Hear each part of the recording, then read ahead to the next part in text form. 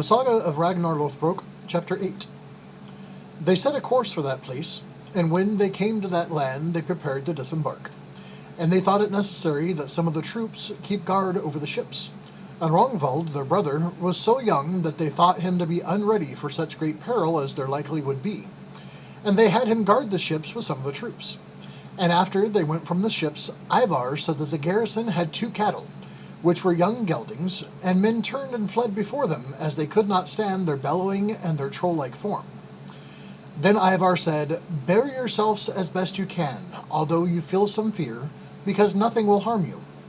And then they departed with their troops. And when they drew near the fortress, it happened that they who lived in the place became aware of them, and they loosed the cattle that they had great faith in. And when the geldings were let loose, they leapt forward fiercely and roared terribly.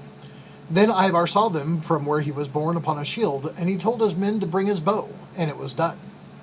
Then he shot at the evil geldings, so that they both received their deaths.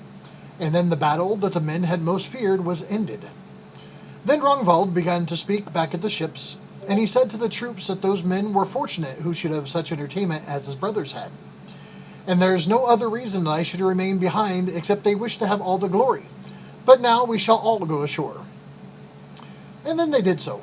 And when they came upon the troops, Rongvald went fiercely into the fray, and it happened thus that he fell. And the brothers came to the fortress, and they took to the fray anew.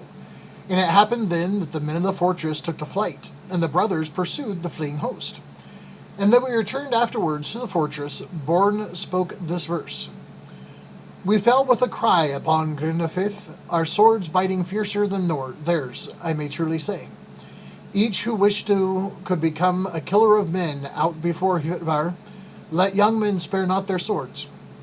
Then when they came back to the fort, they took all the treasure and burned what houses were in the fortress, and broke down all the battlements. And then they sailed their ships thence. And thus ends Chapter 8.